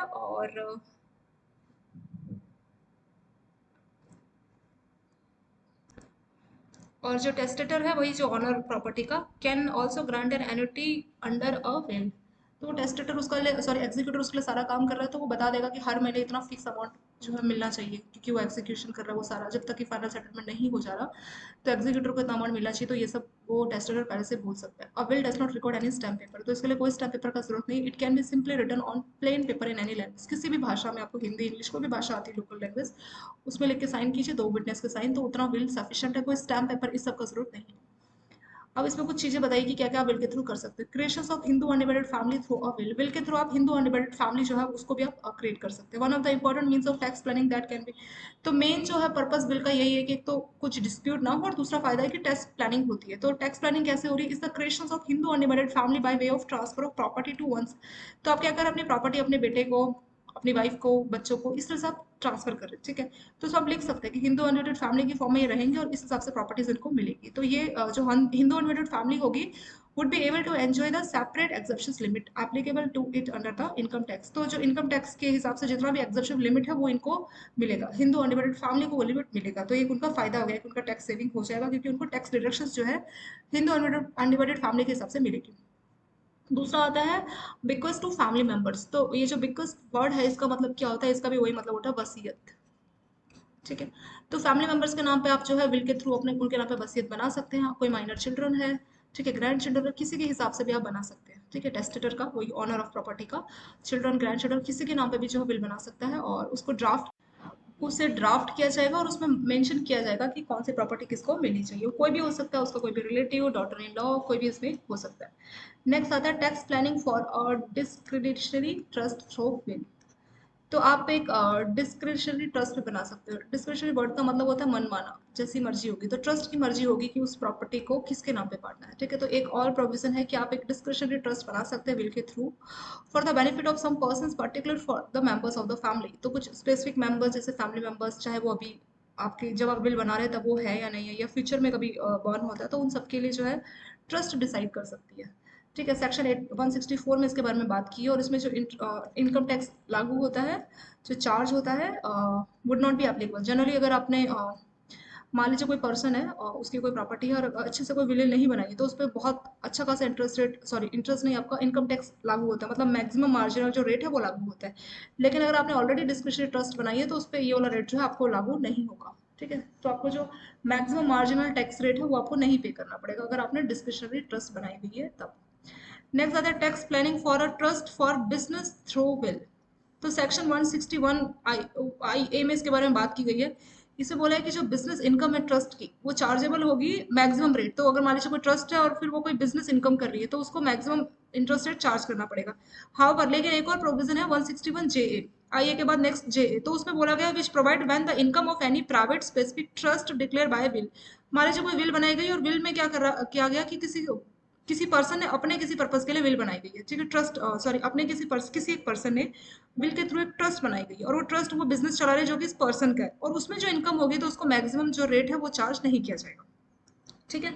वही बोला, जो बिजनेस इनकम है नॉर्मल, अगर हम ट्रस्ट की बात करें तो वो मैक्सिमम रेट ऑफ जो टैक्स है वो उसको चार्ज किया जाता है। लेकिन अगर ट्रस्ट किसी पर्सन के द्वारा बनाई गई है, किसी पर्सन ने अपनी विल के थ्रू एक ट्रस्ट बनाई गई है और उसमें जो है बेनिफिट हो रहा है उसी पर्सन का जिसकी वो विल है, तो उस केस में जो है मैक्सिमम मार्जिनल रेट एप्लीकेबल नहीं होगा, वुड नॉट बी एप्लीकेबल। ठीक है, ये सब इसमें लिखा हुआ है। और उस ट्रस्ट को जो बनाया गया है तो वो डिक्लेयर करना चाहिए बिल के द्वारा कि it is exclusively for the benefit of relative dependent on him for support and maintenance and such a trust is only trust to be. तो जो पर्सन है वो जिसको हम टेस्टेटर का नाम दे रहे हैं, तो टेस्टेटर को सब चीज़ें डिक्लेयर करनी पड़ेगी कि उसने यही ट्रस्ट बनाई है और कोई उसकी ट्रस्ट नहीं है। और इसको बनाने का पर्पस वही है कि जो उसके फैमिली मेंबर्स उन सबको सपोर्ट मिले, तो उसी पर्पस के लिए इस ट्रस्ट को जो है बनाया गया है, बिल के चीज़ों को एग्जीक्यूट कराने के लिए। सो उस रेट में जो है मैक्सिमम रेट नहीं एप्लीकेबल इसमें रहता है। नेक्स्ट है assessment of executor after the death of testator. तो उसकी डेथ हो गई, अब जो एग्जीक्यूटर है तो उसका असेसमेंट किस हिसाब से किया जाएगा। After the death of individual, जिसमें विल बनाए उसकी डेथ हो गई, the income from the state of testator is chargeable in the hand of executor. तो जो टेस्टेटर की जो इनकम है उसको भी चार्ज किया जाएगा, इनकम टैक्स उसको पे करना पड़ेगा, लेकिन एग्जीक्यूटर उसके बिहाफ पे काम करेगा। ठीक है, तो section 168 of income tax act में इसके बारे में बात की हुई है। So as long as the distribution of estate is not completed, तो बिल के तहत जो जो चीजें बोली है तो उसको डिस्ट्रीब्यूशन में टाइम लग रहा है, तो जब तक वो काम पूरा नहीं होता जो एग्जीक्यूटर है वो कंटिन्यू टू बी असेस, तो एग्जीक्यूटर का असेसमेंट किया जाएगा in respect of income of state of disease person. तो जो डिजीज पर्सन की इनकम है उसके हिसाब से जो असेसमेंट है वो किसका किया जाएगा, वो एग्जीक्यूटर का किया जाएगा। As a separate person enjoying the separate exhibition limit. तो इसमें क्या है कि उसको जो नॉर्मल एग्जिबिशन लिमिट है वो उसको मिलेगी, किसको, टेस्टेटर, जो जिसकी प्रॉपर्टी बची है, जिसकी इनकम है, तो उसको जो है एग्जिबिशन जो है मिलेगी। ठीक है, लिमिट एग्जिबिशन में मिलेगी। तो इस तरह से आपने कई सारे एग्जांपल्स देखे जहां पे आपने प्रॉपर स्टेट प्लानिंग की, प्रॉपर बिल बनाई, तो उससे कई तरह से आप अपने टैक्स को जो है सेव कर सकते हैं अगर आपने पहले से बिल बनाई गई है। चलिए, ये यहाँ पे आपका कंप्लीट हो गया। इसमें सिंपल सी बात की गई है कि स्टेट प्लानिंग थ्रो बिल, तो बिल अगर आप बनाते हो उसमें सारी चीज़ आप बताते हैं कि मेरी प्रॉपर्टी किसके नाम पे होनी चाहिए, क्या होनी चाहिए, तो वो जरूरी है। इसमें आपको टैक्स से भी कई सारी जगह पे इसको आपको जो है बेनिफिट्स मिल जाते हैं, वो डिपेंड करेगा कि किस पर्पस के लिए आपने ये सब किया है। और बिल बनाने के लिए जरूरी नहीं हमें कोई स्टैम्प पेपर वो सब हमें नहीं चाहिए, हम नॉर्मल पेपर में लिख सकते हैं, 2 विटनेस होनी चाहिए और हमें अपना साइन करना है, तो वो सारी चीज़ें मेंशन हो जाती है। जो पर्सन बिल बनाता है, मान लीजिए मिस्टर ए उसकी प्रॉपर्टी है, तो उसको बोला जाता है टेस्टेटर, और उसने ये रिस्पॉन्सिबिलिटी किसी ट्रस्ट को दी है, तो बी, मान लीजिए ट्रस्ट का नाम है बी, ट्रस्टी का नाम है बी, और वो उसको बोला जाता है एग्जीक्यूटर। तो वो जो ट्रस्ट बनाई है, जो उसकी बिल में जो जो उसकी इच्छाएं हैं, बिल यानी कि उसकी वसीयत में जो जो उसकी इच्छाएं हैं, जो जो उसने लिखा है, तो उसको पूरा करेगा। तो ये काम होगा एग्जीक्यूटर का। और जो असेसमेंट है, टैक्स असेसमेंट, वो भी एग्जीक्यूटर का ही किया जाएगा। कब तक, जब तक वो जो बिल की चीजें पूरी नहीं हो जाती। तो वो जो पर्सन है जैसे ए, तो ए की जो प्रॉपर्टी, जो इनकम है, उसको ऊपर भी उसको टैक्स पे करना है, और उसका टैक्स असेसमेंट किसका द्वारा, क्योंकि ए तो अब जीवित नहीं है, तो जो बी है उसका एग्जीक्यूटर, जब तक वो बिल पूरी नहीं हो जाती तब तक जो एग्जीक्यूटर है वही उसका टैक्स अपना जो है टैक्स असेसमेंट इसके नाम पे कराएगा। और जो है बिल के थ्रू आप हिंदू अनडिवाइडेड फैमिली क्रिएट कर सकते हैं। ठीक है, रिक्वेस्ट टू फैमिली मेंबर्स के अलावा वसीयत बना सकते हैं। तो कई बार डिस्क्रिशनरी ट्रस्ट है, वहाँ पे भी आपको टैक्स प्लानिंग मिल जाती है। टैक्स में आपको जो है हाई रेट के बदले नॉर्मल रेट पे करना पड़ता है। बिजनेस जिस जो डायरेक्ट ट्रस्ट के थ्रू बिजनेस करते हैं तो उनको अच्छा खासा इंटरेस्ट रेट, मतलब maximum rate of tax applicable रहता है। लेकिन अगर किसी ट्रस्ट को किसी पर्सन ने अपने बिल के थ्रू स्टैब्लिश किया है, तो उस ट्रस्ट को वो जो मैक्सिमम रेट जो टैक्स है वो एप्लीकेबल नहीं रहता है। और शर्त क्या है कि वो जो पर्सन है उसकी वो अकेली बिल होनी चाहिए, और उसका जो स्पेसिफिक पर्पस है, जो उसके डिपेंडेंट है उनके पर्पस के लिए होना चाहिए, कि मेरी फैमिली को सपोर्ट पर्पस के लिए जो है उनके पर्पस के लिए इस बिल को, इस ट्रस्ट को बनाएंगे। असेसमेंट ऑफ एग्जीक्यूटर सिंपल है कि टेस्टेटर के डेथ के बाद उसकी जो इनकम है उसका असेसमेंट कौन करेगा, एग्जीक्यूटर करेगा। इनकम टैक्स वो सब पे करने का काम ये सब देखेगा। नेक्स्ट आता है capital gain tax. Capital gain क्या होता है, व्हाट इज कैपिटल गेन। तो कैपिटल गेन का मतलब अचानक से बहुत बड़ी आपकी इनकम होगी तो आपका हो जाएगा कैपिटल गेन। ठीक है, any profit arise from sale of capital assets, तो कुछ कैपिटल असेट्स को आपने बेचा और उसे आप अपना कैपिटल गेन बोलेंगे। और दो तरह से होता है आपका ये। और short term capital gain tax और लॉन्ग टर्म। अभी कैपिटल गेन टैक्स क्या है, अच्छा खासा आपको बड़ा इनकम हुआ, जैसे मान लीजिए आपने कोई घर था उसको बेच दिया तो 40 लाख 50 लाख मिले, ये आपका हो गया कैपिटल गेन। आपके पास कोई जमीन है उसको आपने बेच दिया, आपको मिले 50 लाख, ये आपका कैपिटल गेन है। और कहीं पे आपने किसी जगह पे इन्वेस्ट कर रखा है, मान लीजिए कोई इंश्योरेंस पॉलिसी आपने लिया था, वो पॉलिसी का आपको अमाउंट मिल गया जिसमें आपको 1 करोड़ या कोई बड़ा अमाउंट मिला, तो वो सब क्या आ जाएगा, कैपिटल गेन में हो जाएगा। तो ये जो बड़े बड़े गेन हमें अचानक से होते हैं तो सरकार बोलती है इस पे भी आपको टैक्स पे करना है। ठीक है, कोई भी चीज़ नहीं छूटी तो ये भी नहीं छूटेगा, तो इस पे भी आपको टैक्स पे करना है। तो कितना आपको टैक्स पे करना है, एप्लीकेबल टैक्सेस कितना रहता है, वो दो तरीके का है हमारा, शॉर्ट टर्म कैपिटल गेन और लॉन्ग टर्म कैपिटल गेन। ठीक है, तो वो जो हम टैक्स पे करते हैं उसको बोलते हैं कैपिटल गेन टैक्स, और दो तरह से होगा, शॉर्ट टर्म और लॉन्ग टर्म। अब आपको ये बता रखा है एग्जाम्पल की क्या क्या होता है। ठीक है, तो इनकम टैक्स के हिसाब से जैसे हाउस प्रॉपर्टी है तो उसको कैपिटल एसेट्स बोला गया है, यानी जब भी आप घर को बेचोगे तो उसमें जो आपको प्रॉफिट होगा तो उसके लिए आपको जो है कैपिटल गेन टैक्स पे करना पड़ेगा। लेकिन जो इनहेरेंट प्रॉपर्टी होती है, मतलब जिसमें सिर्फ ट्रांसफर किया जाता है, सेल नहीं किया जाता, तो उस पर जो है कैपिटल गेन एप्लीकेबल नहीं होता।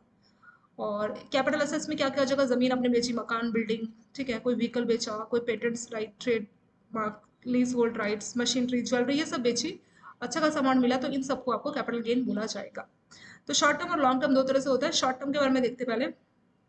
शॉर्ट टर्म की अलग अलग डेफिनेशन है। पहले तो इसमें बोला है कि अगर 36 से कम टाइम तक आपने कोई असेट्स हेल्ड किया और फिर आपने उसको बेच दिया तो उसको बोला जाएगा short term capital gain. Example के तौर पर आपने एक मकान लिया, मकान आपने आज लिया 1 तारीख को, और आपने 2 साल में इस मकान को बेच दिया, ठीक है, 2 साल में बेच दिया। और अलग अलग डेफिनेशन है। जनरली जो शॉर्ट टर्म की डेफिनेशन है कि 36 मंथ से कम तक के लिए आपने एसेट्स को रखा। कोई चीज आपने खरीदी और 3 महीने, 3 साल के अंदर अंदर, 36 मंथ कितना हो गया, 3 साल हो गए ना, तो 3 साल के अंदर अंदर आपने उस प्रॉपर्टी को बेच दिया तो उसको शॉर्ट टर्म बोला जाएगा। अगर हम इनमूवेबल प्रॉपर्टीज की बात करें, जैसे घर, जमीन, इस तरीके की, तो जो टाइम है वो शॉर्ट टर्म तब बोला जाएगा जब 24 मंथ्स, तो कोई घर लिया और 24 महीने के अंदर आपने उस घर को बेच दिया, तब उसको आप शॉर्ट टर्म कैपिटल गेन बोलोगे। There are certain assets in which the applicable, तो कुछ ऐसे भी असेट्स है जिसमें आप 12 मंथ या उससे कम टाइम के लिए रखते हैं, तो आप उनको शॉर्ट टर्म की कैटेगरी में रखेंगे। और ये जो रूल है शॉर्ट टर्म वाले, ये कब से एप्लीकेबल है, ये जब भी डेट ऑफ ट्रांसफर, असेट्स की डेट ऑफ ट्रांसफर 10 जुलाई 2014 के बाद से है।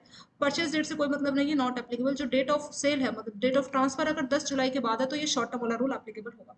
तो शॉर्ट टर्म की मेन डेफिनेशन की 3 साल तक हमने रखा और उसको बेच दिया तो शॉर्ट टर्म है। अगर हम हाउस की प्रॉपर्टी की बात करें, इमूवेबल जो चीजें होती है जो मूव नहीं कर सकती, तो उस केस में क्या होगा कि मिनिमम 2 ईयर्स के लिए, 2 ईयर्स के लिए रखा और बेच दिया, मतलब 2 साल से कम के अंदर अंदर बेच दिया, तो उसको आपको शॉर्ट टर्म कैपिटल गेन बोलना है। और इसके अलावा कुछ ऐसे भी असेट्स है जिसको आपको 12 मंथ्स के अंदर अंदर आप बेच देते तो उसको आप शॉर्ट टर्म बोलेंगे। एग्जाम्पल्स कौन कौन से उसके? दीज असेट्स आर इक्विटी और डिबेंचर्स, बॉन्ड, यूटीआई, और इक्विटी ओरिएंटेड जो म्यूचुअल फंड होते हैं जिसमें ज्यादातर पैसा जो है इक्विटी में ही इन्वेस्ट किया जाएगा, और ये होता वैसे म्यूचुअल फंड है। जीरो कूपन बॉन्ड, ठीक है, जीरो कूपन बॉन्ड मतलब जिसमें कुछ इंटरेस्ट नहीं पे किया जाएगा, जो भी इसका फेस वैल्यू रहता है, तो फेस वैल्यू पे डिस्काउंट करके, मान लीजिए 1,000 का एक बॉन्ड है तो उसको 1,000 पे नहीं बेचा जाएगा, 900 पे बेचा जाएगा, ठीक है, discount to the face value. लेकिन जब मेच्योरिटी होगी तो पूरा 1,000 रुपये वापस मिल जाएगा, तो उसको बोलते हैं जीरो कूपन बॉन्ड। तो ये सारे हमारे इसके एग्जाम्पल हो गए, ठीक है, जिसमें 12 मंथ से कम टाइम तक में अगर आप बेचेंगे तो उसको जो है शॉर्ट टर्म ये सब माना जाएगा। तो शॉर्ट टर्म का सिंपल, अब हम बात करते हैं long term. Long term capital assets कौन से होते हैं? मतलब 36 मंथ से ज्यादा टाइम का जो होगा तो वो लॉन्ग टर्म माने जाएंगे, ठीक है, which are had more than that applicable. तो शॉर्ट टर्म का जो टाइम है उससे ज्यादा टाइम के लिए रहोगे तो आप लॉन्ग टर्म इसको बोलोगे। और हाउस प्रॉपर्टी मतलब जो इमूवेबल चीजें होती है ना, तो उसके लिए 24 है। अगर 24 से कम टाइम में बेच दिया तो शॉर्ट टर्म, और 24 या उससे ज्यादा टाइम में बेचा तो लॉन्ग टर्म। ऐसे equity shares, preference shares, units, UTI, zero coupon bond, तो इसको लॉन्ग टर्म तब बोलोगे जब 12 महीने से ज्यादा टाइम पे आप इसको बेचोगे। एग्जाम्पल सेम है वही, ठीक है, तो 12 महीने के अंदर अगर बेचा तो शॉर्ट टर्म, और इसको 12 महीने के बाद बेचा तो उसको लॉन्ग टर्म बोला जाएगा। Rest all assets if 36 month या उससे ज्यादा टाइम के लिए रखेंगे तब उसको हम लॉन्ग टर्म बोलेंगे। तो सिंपल 3 है, शॉर्ट टर्म, लॉन्ग टर्म। तो शॉर्ट टर्म में मतलब जो लॉन्ग टर्म है, लॉन्ग टर्म में अगर आप कोई प्रॉपर्टी, मतलब इमूवेबल चीज जैसे घर हो गया, मकान, दुकान, जमीन, जो चीजें मूव नहीं कर सकते, अगर उस तरह की कोई चीज अगर आप बेच रहे हो तो टाइमिंग है 24 मंथ। 24 महीने से कम तक रखा बेचा तो शॉर्ट टर्म, और 24 महीने से ज्यादा तो लॉन्ग टर्म, ठीक है। एक तो इमूवेबल प्रॉपर्टी आ गया। दूसरा क्या आता है? दूसरा आता है हमारा ये सारे एग्जाम्पल, जैसे equity shares, bond, debentures, UTI, zero coupon bond. इस वाली कैटेगरी में जो टाइमिंग है वो 12 महीने, 12 महीने तक रखोगे, 12 महीने से कम टाइम में बेचोगे तो शॉर्ट टर्म, और 12 महीने से ज्यादा तो लॉन्ग टर्म कैपिटल गेन। इसके अलावा जो बच गया, मतलब इमूवेबल प्रॉपर्टी और इस लिस्ट को, इक्विटी शेयर्स, बॉन्ड, इसको छोड़कर जो बच जाएगा तो उसके लिए जो टाइम है वो 36 मंथ है। इनके लिए 12 मंथ्स है, इमूवेबल प्रॉपर्टी के लिए 24 मंथ्स है। इसके अलावा जो बाकी के असेट्स है उसके लिए टाइमिंग कितना है? 36 मंथ्स है। तो 36 मंथ्स से कम टाइम में बेचे तो शॉर्ट टर्म बोला जाएगा, अदर देन दीज टू यानी इमूवेबल प्रॉपर्टी और ये।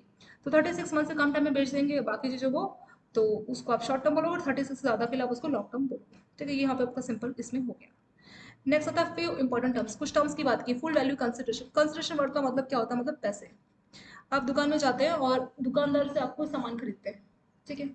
मान लीजिए आप कुछ भी, कोई किसी किराने की शॉप पे गए, आपने 1 किलो से चाय पत्ती कुछ भी मांगा, तो आपने कोई चीज़ खरीदी और दुकानदार ने आपको प्रोडक्ट दिया। मान लीजिए 100 रुपए की उसने कोई चीज़ आपको दी, कोई बिस्किट का पैकेट, कुछ भी आप ले लीजिए, तो मान लीजिए बिस्किट का पैकेट ही, तो 100 रुपये हमने दुकानदार को दिए और बदले में उसने हमें क्या दिया? एक बिस्किट का पैकेट दिया। सो हमें एक बिस्किट का पैकेट मिला, बदले में हमने पैसे दिए, तो उसको बोला जाता है कंसिडरेशन। मतलब जहाँ पे पैसे दिए और ट्रांजेक्शन हुई है। एक होता है विदाउट कंसिडरेशन, मतलब हम दुकान में थे और उसने हमें ऐसे एक बिस्कुट का पैकेट बिना पैसों के दे दिया, तो वो हो जाएगा विदाउट कंसिडरेशन। तो कंसिडरेशन मतलब जहाँ पे पैसा इन्वॉल्व होता है। कहीं पे आप जाते हैं दुकान में, कहीं मतलब किसी फ्रेंड की पार्टी में कहीं जा रहे हैं, तो वहाँ पे आप उसको गिफ्ट लेके जा रहे हैं, तो उनसे आप पैसे तो नहीं मांगते गिफ्ट के बदले। तो वो चीज़ हो जाएगी विदाउट कंसिडरेशन, मतलब जहाँ पे आप चीज़ों के बदले पैसे लेंगे तो होगा कंसिडरेशन, बदले में पैसे नहीं लोगे तो होगा विदाउट कंसिडरेशन। तो फुल वैल्यू कंसिडरेशन का मतलब होगा कि जो भी पूरा अमाउंट है सेलर के द्वारा वो मिल गया, जब भी कैपिटल एसेट्स का ट्रांसफर हुआ तो जो पूरा का पूरा अमाउंट है रिसीव हो गया, तो उसको बोलेंगे फुल वैल्यू कंसिडरेशन। एक होता है cost of acquisitions, the cost at which assets are acquired by the seller, तो किस रेट पे जो है सेलर को असेट्स मिल रहे हैं, किस रेट पे सेलर ने उस असेट्स को खरीदा है, जो अभी मैं बेच रहा हूँ उसने किस रेट पे उसको मिले हैं वो, तो उसको बोला जाता है कॉस्ट ऑफ एक्विजिशंस। नेक्स्ट आता है कॉस्ट ऑफ इंप्रूवमेंट, जैसे मान लीजिए कुछ लोग क्या करते हैं, कोई चीज़ खरीदते हैं, फिर उसमें इंप्रूवमेंट करते हैं अपने हिसाब से, उसमें कुछ चेंजेस करते हैं, उसमें एक्स्ट्रा खर्चे करते हैं, ठीक है।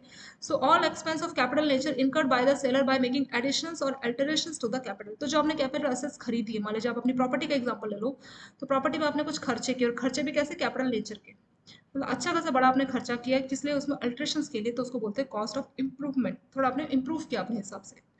नेक्स्ट आता है इंडेक्स कॉस्ट ऑफ एक्विजिशन, और उससे अगला आता है short index cost of acquisition, मतलब जो भी आपने कॉस्ट ऑफ एक्विजिशन है, जो भी आपने इंप्रूवमेंट किए, इन दोनों की बात की जा रही है, तो उसको आपको कॉस्ट इन्फ्लेशन इंडेक्स के हिसाब से कंपेयर करना है। अभी कैसे उसको कंपेयर करते हैं वो अभी आपका फॉर्मूला आएगा, उसको हम देखेंगे, ये है नेक्स्ट पेज में, ठीक है। इंडेक्स कॉस्ट ऑफ एक्विजिशन और इंडेक्स कॉस्ट ऑफ इंप्रूवमेंट कैसे निकालते हैं वो फॉर्मूला भी हम यहाँ पे देखेंगे।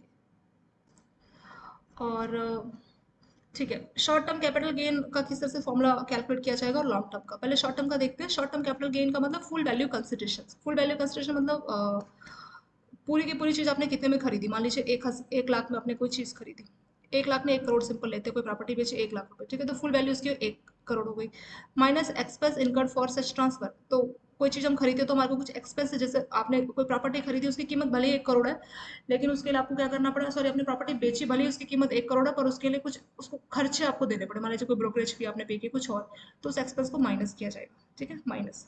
तो 1 करोड़ के आप 1 करोड़ तो आपने पे किया था टोटल, और फिर उसमें से आपने क्या किया, जो है कुछ एक्सपेंसेस किए उस प्रॉपर्टी को लेने के लिए, तो 1 करोड़ में से अगर आप अपने खर्चे को माइनस करोगे तो मान लीजिए 1 लाख का खर्चा हुआ, फिर कॉस्ट ऑफ एक्विजिशन, वो चीज़ आपको खुद कितने में पड़ी थी, ठीक है, तो 1 करोड़ की चीज़ है और वो चीज़ हमने मान लीजिए 90 लाख में खरीदी थी, तो 90 लाख हो गया, फिर माइनस कॉस्ट ऑफ इंप्रूवमेंट, तो 90 लाख की आपने खरीदी, लेकिन उसमें फिर आपने इंप्रूवमेंट किया, जैसे वो प्रॉपर्टी में कुछ चेंजेस किए, तो उससे आपका खर्चा कितना हुआ, मान लीजिए 2 लाख हुआ, तो 1 करोड़ में आपने फुल वैल्यू कंसिडरेशन, मतलब पूरी प्रॉपर्टी आपने 1 करोड़ में बेची है, और expense incurred for such transfer, जो आपने प्रॉपर्टी बेची है उसके लिए आपको कुछ पैसे देने पड़े, ठीक है, वही है ना कॉस्ट ऑफ एक्विजिशन। कुछ भी पैसा ट्रांसफर करने के लिए आपको सॉरी उस प्रॉपर्टी के लिए आपको कुछ खर्चे हुए, उस खर्चे को माइनस किया जाएगा, और आपको वो प्रॉपर्टी जब आपने एक्वायर की थी तो उसमें भी आपके कुछ खर्चे हुए, उसको भी माइनस किया जाएगा, फिर माइनस कॉस्ट ऑफ इंप्रूवमेंट, उसमें आपने चेंजेस किया उसको माइनस किया जाएगा, तो जो बच जाएगा वो हो जाएगा हमारा शॉर्ट टर्म कैपिटल गेन। तो ठीक है, तो शॉर्ट टर्म कैपिटल गेन में जो हमारे खर्चे हो चुके हैं, प्रॉपर्टी को एक्वायर करने में खर्चे, प्रॉपर्टी को इंप्रूवमेंट करने में खर्चे, ठीक है, और उस प्रॉपर्टी को लाने में जो एक्सपेंस के खर्चे, तो उन सबको माइनस किया जाएगा टोटल प्रॉपर्टी की वैल्यू में से, और फिर जो बचेगा उसको हम कैपिटल गेन मानेंगे, ये हमारा शॉर्ट टर्म वाला। लॉन्ग टर्म में भी वही कैलकुलेशन है, बस यहाँ पे इंडेक्स कैलकुलेट होता है, ठीक है, तो इंडेक्स यानी जो लॉन्ग टर्म के लिए होगा तो वहाँ पे आपका CI है, यानी कि कॉस्ट इन्फ्लेशन इंडेक्स काम करेगा। इन्फ्लेशन का मतलब क्या हुआ, चीज़ों का प्राइसेस हमेशा सेम नहीं रहते, इन्फ्लेशन मतलब टाइम के साथ चीज़ों के रेट बढ़ते हैं, जैसे 10 साल पहले कोई प्रॉपर्टी बहुत सस्ती है, 10 साल बाद वो प्रॉपर्टी बहुत महंगी होगी, तो क्या हो गया, महंगा कैसे हो गया, इन्फ्लेशन की वजह से हो गया, तो इसमें इन्फ्लेशन फैक्टर काम करता है। पर हमने इन्फ्लेशन को शॉर्ट टर्म वाले में क्यों नहीं रखा, क्योंकि छोटे टर्म में इन्फ्लेशन का इतना इन्फ्लुएंस नहीं देखने को मिलता, 2-3 साल में इतना इन्फ्लेशन का इम्पैक्ट नहीं मिलता, तो इसलिए हमने शॉर्ट टर्म वाले में इन्फ्लेशन वाला फैक्टर नहीं देख रहे, लेकिन जो लॉन्ग टर्म है तो वहाँ पर हम अपना इन्फ्लेशन वाला फैक्टर भी देखेंगे, ठीक है, क्योंकि अभी उसको जो वैल्यू मिलेगी लॉन्ग टर्म में, वैल्यू जो उसको प्रॉपर्टी को बेच के मिलेगी, तो वो अच्छा खासा अमाउंट मिलेगा।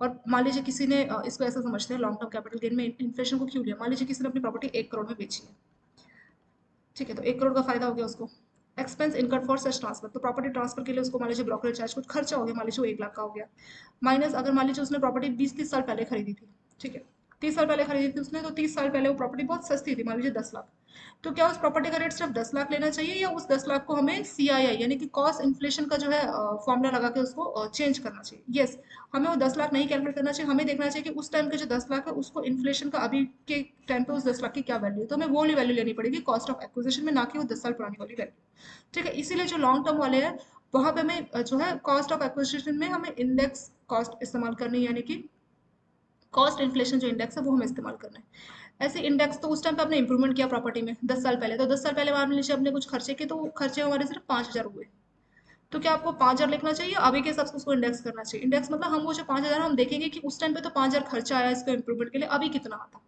ठीक है, तो वही होता है इंडेक्स, यानी कॉस्ट इन्फ्लेशन इंडेक्स, मतलब उस टाइम पे इतना खर्चा है तो अभी कितना होना चाहिए। तो वो जरूरी हो जाता है कि हमने कितने में एक्वायर किया, और हमने अगर उसमें कुछ इंप्रूवमेंट किया तो कितने में किया, तो हमें इंडेक्स लेके चलना, नॉर्मल नहीं लेके चलना, क्योंकि अगर हम इंडेक्स लेंगे तो 10 लाख के हिसाब से कैलकुलेशन करेंगे तो वो अलग आएगा, तो हमें इंडेक्स लेके चलना पड़ेगा। और हमें देखना पड़ेगा कि उसके हिसाब से, मतलब उस टाइम पे तो 50,000 रुपये खर्चा आया 10 साल पहले, प्रॉपर्टी में इंप्रूवमेंट कराया गया था, तो 50,000 रुपये खर्चा आया, तो अभी कितना खर्चा आता है, उसी को बोला जाता है इंडेक्स। मतलब 50,000 10 साल पहले आया तो आज कितना आता है, तो आज शायद 2 लाख रुपए आते हैं, क्योंकि महंगाई बढ़ गई है। तो महंगाई वाले फैक्टर को कंसिडर करना किसी की कॉस्ट में, तो वो होता है इंडेक्स। ठीक है, इसका फॉर्मुला भी आपको दिया हुआ है। इंडेक्स कॉस्ट कैसे आप कैलकुलेट करोगे, index cost for acquisition, index cost for improvement. तो एक्विजिशन के लिए जो आपकी कॉस्ट ऑफ एक्विजिशन, मतलब आपने जो खरीदा वो कितने में आपने प्लॉट खरीदा, into CII, cost inflation index. CII हर साल का रहता है, कॉस्ट इन्फ्लेशन इंडेक्स। तो जो CII of the year in which the assets is transfer, तो जिस साल आपने असेट्स को ट्रांसफर किया है, और CII of the year in which assets were first held by the seller, और फाइनेंशियल ईयर 2001 और 2 विच इज लेटर, जो कि बाद में होगा। तो या तो आपको एक दो का फाइनेंशियल ईयर का इंडेक्स लेना है, या जिस साल आपने वो जो खरीदा, एक्वायर किया आपने, पहली बार आपने सेलर ने एक्वायर की, तो उस टाइम का CII कौन था, तो इसमें से जो लेटर जो बाद की डेट है उस वाले टाइप का आपको CII लेना है इंडेक्स। और कितने का खर्चा हुआ, मतलब कितने में हमने एक्वायर किया, into CII of the year in which assets. तो अब मान लीजिए इस साल आप अपना असेट्स को ट्रांसफर कर रही है 22-23, तो 22-23 का CII। और पहली बार आपने प्रॉपर्टी खरीदी थी, वो आपने खरीदी थी 2010 में। ठीक है, 2010-11 में, तो 2010-11 लेंगे या एक या दो लेंगे, नहीं 2010-11 लेटर बाद की डेट है, तो 2010-11 वाला CI लेंगे, इनटू कॉस्ट ऑफ एक्विजिशन, कितने में हमने खरीदा। तो इससे जो वैल्यू आएगी हमारी, CI हमारा इंडेक्स दिया रहेगा, अगर क्वेश्चन आप आपसे पूछते हैं तो क्वेश्चन में डायरेक्टली किया होगा। CI जो गवर्नमेंट के द्वारा इशू किया जाता है, अपनी वेबसाइट पर बताते हैं कि इस चीज का इस साल में कितना CI आपका है, तो उस हिसाब से आप उसको कैलकुलेट करोगे तो आपको एक्विजिशन का जो है इंडेक्स कॉस्ट आ जाएगा। ऐसे आप इंप्रूवमेंट का भी कर सकते हैं, सेम है। कॉस्ट ऑफ इंप्रूवमेंट मतलब उसमें आपने प्रॉपर्टी ली, तो आपने उस पर एक कमरा बनवाया जिसमें आपको 50,000 लगे, तो वही कॉस्ट इंटू CII, तो जिस साल अपने असेट्स को ट्रांसफर कर रहे हैं, इंटू जिस साल हमने जो है इंप्रूवमेंट कराई थी, जिस साल हमने अपने असेट्स में इंप्रूवमेंट, जैसे जिस साल कमरा बनाया था तो उस टाइम पे क्या CI था, उसको इस्तेमाल करना है। ठीक है, तो इससे आ जाएगा आपका इंडेक्स कॉस्ट ऑफ इंप्रूवमेंट। तो चलिए ये यहाँ पे आपका सिंपल सा हो गया। तो यहाँ पे हमने देखा था, पहले तो हमने सिंपल देखा था लॉन्ग टर्म और short term capital gain. Capital gain मतलब अचानक से कोई चीज हम बेचते हैं तो अब अच्छा खासा अमाउंट मिल जाता है, तो हमारा कैपिटल गेन होता है।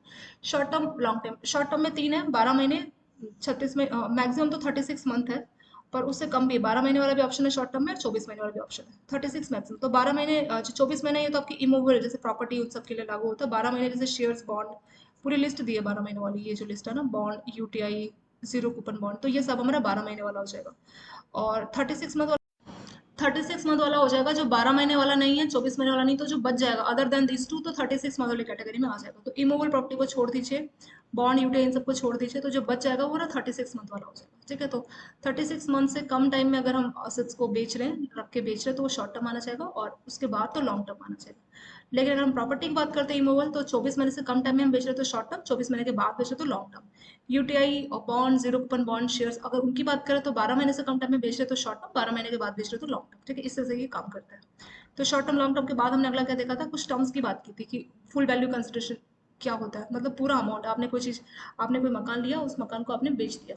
ठीक है, तो मकान बेच के हमें मिले 1 करोड़ रुपए, तो वो का आपका फुल वैल्यू कंसिडरेशन, मतलब कितना अमाउंट मिला। कॉस्ट ऑफ एक्विजिशन, वो मकान आपने 10 साल पहले मान लीजिए 10 लाख का खरीदा था एग्जाम्पल, तो वो 10 लाख आपकी होगी cost of acquisition. Cost of improvement, 10 साल पहले आपने 10 लाख का मकान खरीदा, उसमें आपने पहला फ्लोर बनवाया जिसके लिए आपको मान लीजिए 1 लाख 2 लाख खर्च हो गए, तो वो 1 लाख 2 लाख क्या होगी, कॉस्ट ऑफ इंप्रूवमेंट। फिर इंडेक्स कॉस्ट ऑफ एक्विजिशन क्या होता है, इंप्रूवमेंट। तो होता क्या है कि जिस साल हमने बेचा मकान को, और जिस साल हम बेच रहे हैं और जिस साल हमने उसको खरीदा, तो उसके रेट में डिफरेंस होगा, पर उसमें हमें इंडेक्स लेके चलना पड़ेगा। शॉर्ट टर्म में तो इंडेक्स का काम नहीं करना, लॉन्ग टर्म में हम इंडेक्स को इस्तेमाल करते हैं। क्यों? क्योंकि लॉन्ग टर्म के साथ जो है इंडेक्स मतलब महंगाई, जो है इन्फ्लेशन फैक्टर को आपको कंसिडर करना है। ठीक है, CII जो इन्फ्लेशन फैक्टर, उसको आपको कंसिडर करना है कैलकुलेशन में, तो वो ये index cost of acquisition, index cost of improvement. वो फॉर्मुला क्या अभी हम देखेंगे, यहाँ पे आपका आएगा। शॉर्ट टर्म कैपिटल गेन का सिंपल फॉर्मुला है, बेच के कितना पैसा मिला माइनस कितने में वो चीज बेचने में कितना खर्चा आया।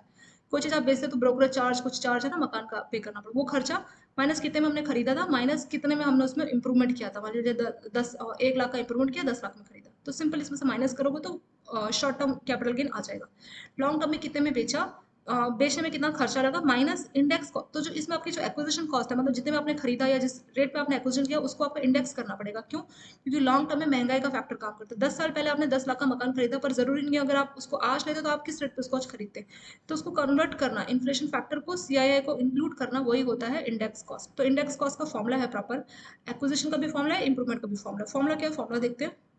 एक्विजिशन कॉस्ट का फॉर्मूला है कि कॉस्ट ऑफ एक्विजिशन, 10 साल पहले 10 लाख में खरीदा, 10 लाख लिखेंगे। सीआईआई तो जिस साल खरीदा, मान लीजिए इन विच असेट्स ट्रांसफर, तो जिस साल आप बेच रहे हैं, मान लीजिए 23-24 में बेच रहे हैं, 22-23 में, तो अभी सीआईआई कितना है। सीआईआई की साइड पे देखेंगे तो वहाँ पे देखिएगा वो वैल्यू, अगर क्वेश्चन में पूछे तो डेफिनेटली इस साल में सीआईआई का इतना वैल्यू दिया होगा, ठीक है। मान लीजिए 110 कुछ ऐसा दिया हुआ है, और जिस साल आपने इसको खरीदा पहली बार जब अक्वायर किया, तो उस टाइम पे क्या सीआईआई था, या 2001 और 2 का सीआईआई, तो इन दोनों में से जो लेटर बाद की रेट लेंगे।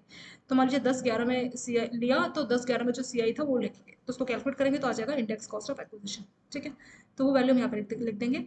और index cost of improvement, cost of improvement भी सेम है, बस इसी में जो कॉस्ट ऑफ एक्विजिशन है वहाँ पे आपको कॉस्ट ऑफ इंप्रूवमेंट लिखना पड़ेगा। कि घर में आपने एक पहली मंजिल बनाने के लिए मान लीजिए 1 लाख खर्चा किया, तो 1 लाख इस साल आप ट्रांसफर करें तो इस साल का सीआई कितना है, 22-23 का सीआई कितना, उस वैल्यू को लिखेंगे। और जिस साल आपने खर्चा किया, जिस साल आपने इंप्रूवमेंट की, पहला मंजिला जिस साल बनाया, तो उस साल का सीआई कैलकुलेट करेंगे तो आपको क्या मिल जाएगा, हमें मिल जाएगा ये लॉन्ग टर्म कैपिटल गेन का पूरा फॉर्मूला। इसको भी हम यहाँ पुट कर देंगे, ठीक है। तो शॉर्ट टर्म में हम इंडेक्स क्यों नहीं इस्तेमाल कर रहे, क्योंकि शॉर्ट टर्म में इतना इन्फ्लेशन का इम्पैक्ट नहीं होता, जो लॉन्ग टर्म है उसी में इम्पैक्ट होता है, इसीलिए लॉन्ग टर्म वाले में इंडेक्स ले रहे हैं, शॉर्ट टर्म वाले में सिंपल जो हम वैल्यू इसमें पुट करेंगे।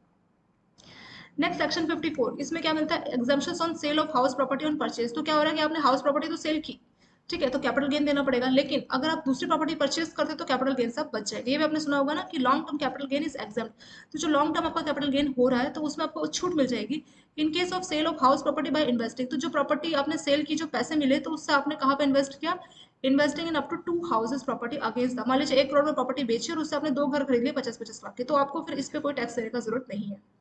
एक और कंडीशन है कि जो capital gain on sale of house property must not exit. तो जो आपने सेल किया और उससे आपको जो कैपिटल गेन हुआ, कैपिटल गेन कैसे निकालेंगे, हमने पूरा फॉर्मुला देखा था ना लॉन्ग टर्म का कैपिटल गेन का, क्या फॉर्मुला था, ठीक है। और ये लॉन्ग टर्म के लिए एप्लीकेबल होगा, तो ये पूरा फॉर्मुला देखेंगे, इसके हिसाब से हम कैलकुलेट करेंगे कि कितना वैल्यू आया, तो वो 2 करोड़ से ज्यादा नहीं आना चाहिए, ठीक है। तो इस अगर नहीं आएगा तो आप उसमें क्या है, दूसरा प्रॉपर्टी लेते हो तो आपको एक्सेप्शन मिल जाएगी सेक्शन 54 के तहत। ऐसे 54F है, इसे बोला है कि हाउस प्रॉपर्टी के अलावा और भी कोई असेट्स है, तो उसमें अगर आपको एग्जेप्शन चाहिए तो ये 54F के तहत आप ले सकते हैं। और it is available when there are capital gain from the sale of long term assets other than. तो प्रॉपर्टी के अलावा और भी असेट्स है लॉन्ग टर्म की, अगर आप उनको बेच रहे हैं तो आपको सेक्शन 54 के तहत जो है एग्जेप्शन मिल जाती है।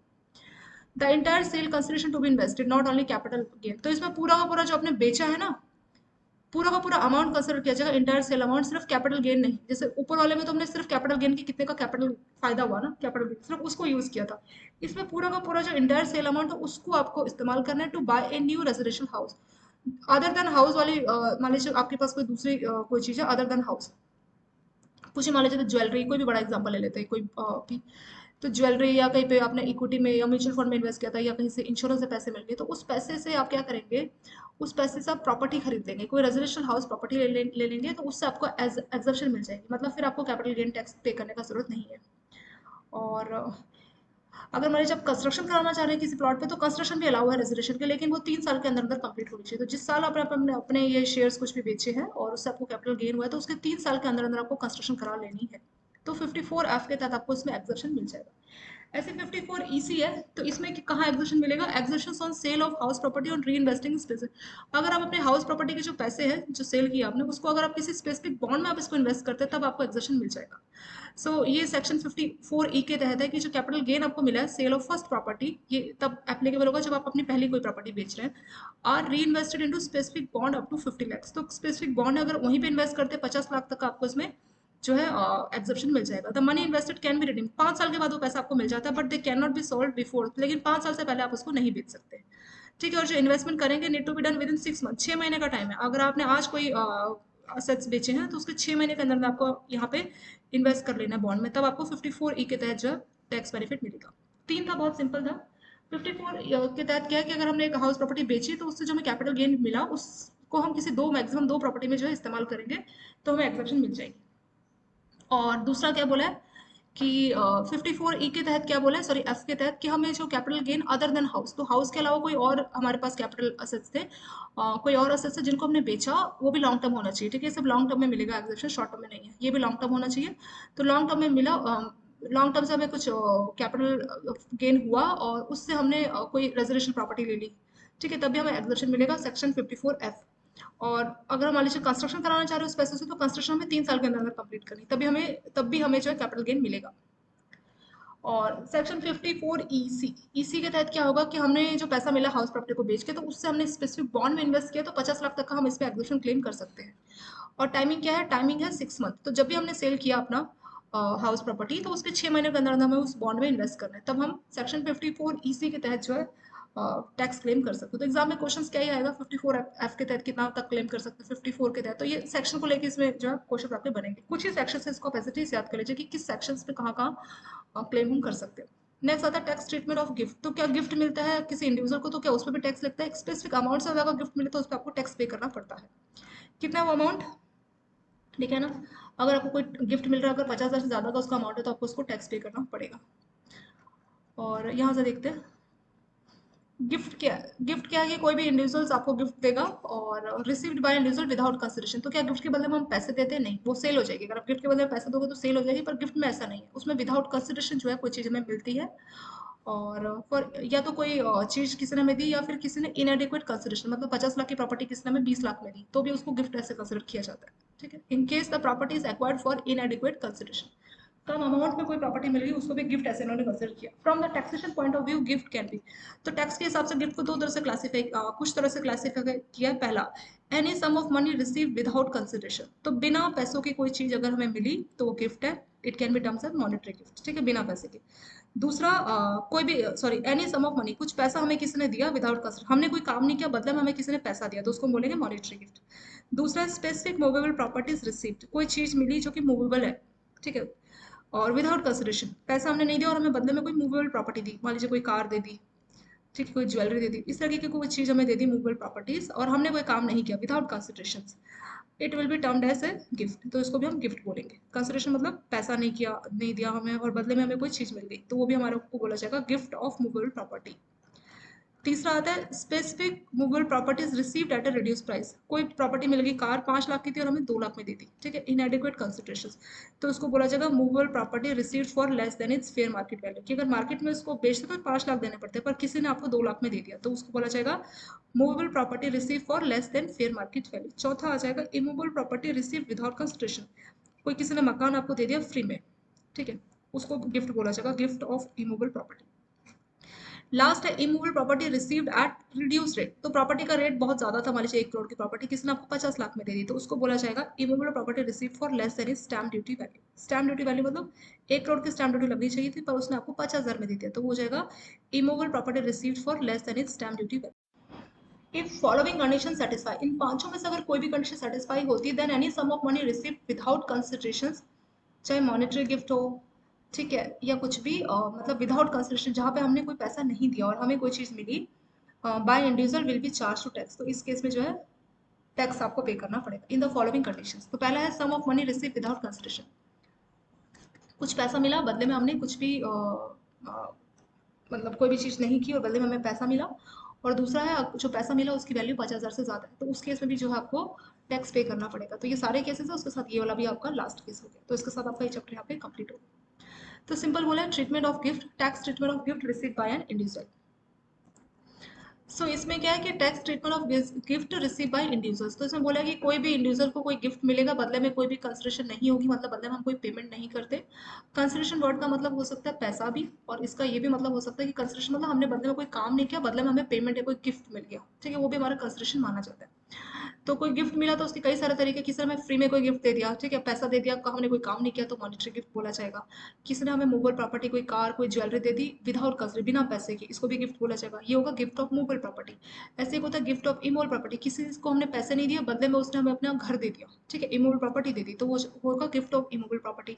चौथा होगा specific movable properties received at a reduce price, कोई कार है 5 लाख के बदले में 2 लाख दे दिया, 2 लाख में हमें कार मिल गई, तो उसको बोलेंगे movable property receive for less than its market fair value. Last आएगा immovable property required at a reduce price. तो इमूवेबल प्रॉपर्टी मान लीजिए कोई घर है और उसको सस्ते रेट पे जो है एक्वायर किया, तो वो जगह हमारा immovable property received at acquired at reduce price. ठीक है, ये यहाँ पे आपका कंप्लीट हो गया। If the following conditions are satisfied, then any sum of money received without considerations by an individual will be charged by tax. इनमें से कोई भी कंडीशंस ये तो है ही, और इनमें से अगर आपकी कोई कंडीशन सेटिस्फाई होती तो आपको टैक्स पे करना पड़ेगा। पहला, सम ऑफ मनी रिसीव विदाउट, कोई काम नहीं किया बदले में पैसा मिला। और दूसरा, जो पैसे का अमाउंट है अगर 50,000 से ऊपर है, मतलब 50,000 से ऊपर का अमाउंट हमें किसी ने फ्री में दे दिया, तो उसके इसमें उसको क्या बोला, उसमें हमें टैक्स इसमें पे करना होगा। ये सब यहाँ पे आपको बोला गया। ठीक है, ये तो आपको कुछ गिफ्ट को किस हिसाब से क्लासीफाई किया गया उसकी डेफिनेशन दी। तो ये 5 तो आपके गिफ्ट की क्लासिफिकेशन, और नीचे के जो 2 बताए हैं इन द फॉलोइंग कंडीशन, ये 2 कंडीशन की किसी ने हमें पैसा दिया, हमने कोई काम नहीं किया बदले में हमें पैसा दिया, और उस पैसे का अमाउंट 50,000 से ज़्यादा है, तो दोनों ही केसेस में हमें टैक्स पे करना पड़ेगा। यहाँ पे टैक्स की बात की, और ऊपर के जो 5 पॉइंट है इसमें गिफ्ट को डिफाइन किया गया कि टैक्स के पॉइंट ऑफ व्यू से, टैक्सेशन पॉइंट ऑफ व्यू से गिफ्ट को क्या डिफाइन करते हैं, ये सब वहाँ पे बोला। पहला क्वेश्चन है in the new tax regime, जो नया टैक्स रिजम है तो उसमें एग्जेशन लिमिट क्या है सुपर सीनियर सिटीजन के लिए, जिनका एज 80 ईयर से उससे ज्यादा है। और ये डेटा आपको पुराना दिया हुआ है, फाइनेंशियल ईयर 21-22। तो पिछले साल के डेटा की बात करो तो ये आपको दिया हुआ है 2.5। ठीक है, 2.5 लाख था। इस साल इस लिमिट को 5 लाख कर दिया। ठीक है, ये लिमिट हर साल चेंज होता रहेगा। तो ये पुराना ईयर 21-22 का बोला है 2.5 लाख, 22-23 का 5 लाख, इस तरह से हर साल ही चेंज होता रहता है। नेक्स्ट है rebate under 87। Rebate under 87 of income tax जो है, इसमें क्या दिया, एक्स्ट्रा छूट दी जाती है अगर आपकी जो इनकम है 5 लाख से ज़्यादा नहीं है। आपको मालूम होगा 2.5 लाख में तो वैसे भी कुछ नहीं पे करना, 2.5 से 5 में जनरली कुछ 5% ऐसा रहता है। पर अगर आपकी इनकम 5 लाख है, तब 5 लाख तक है तब आपको ये भी नहीं पे करना। ठीक है, इसमें रिबेट दी जाती है, और सेक्शन 87A में इसके बारे में बात की गई रिबेट। तो ये कहाँ पे लागू होता है, ये जो प्रोविजन है कहाँ पे, न्यू टैक्स या ओल्ड टैक्स या बोथ? तो इसका आंसर हो जाएगा सी, बोथ, दोनों में ये जो है लागू होता है। तीसरा आता है if a person with higher income interest invest more in tax saving scheme. मान लीजिए किसी की इनकम अच्छी खासी और उसने अच्छी जगह पे इन्वेस्ट किया जो कि टैक्स सेविंग, जैसे मान लीजिए 5 साल से ज़्यादा की एफडी में इन्वेस्ट किया है, बहुत सारे हमने ऑप्शन देखे थे ना, वहाँ पे उसने जो है इन्वेस्ट किया। और भी कोई ELSS, कई सारे ऑप्शन, तो वहाँ उसने इन्वेस्ट किया। Of the following option which is better, तो उसके लिए tax saving point of view से कौन सा ऑप्शन अच्छा है? आपको मालूम है ओल्ड वाले में क्या मिलता है, टैक्स में डिडक्शन मिल जाती है। अलग अलग हमारे पास ऑप्शन है, वहाँ पे अगर आपने इन्वेस्ट किया तो टैक्स डिडक्शन ओल्ड वाले में मिलती है, बट न्यू वाले में नहीं मिलती। तो उसके लिए कौन सा बेस्ट है, क्योंकि उसने कई सारी जगह पे इन्वेस्ट किया है टैक्स सेविंग स्कीम्स पे, तो उसके लिए ओल्ड वाला बेस्ट है। ठीक है, क्योंकि इसमें उसको डिडक्शंस मिल जाएगी, न्यू वाले में डिडक्शंस नहीं मिलेगी। तो 20 का हो गया करेक्ट आंसर। इसके साथ ये चैप्टर आपका यहाँ पे कंप्लीट हो गया, और thank you so much for watching this video.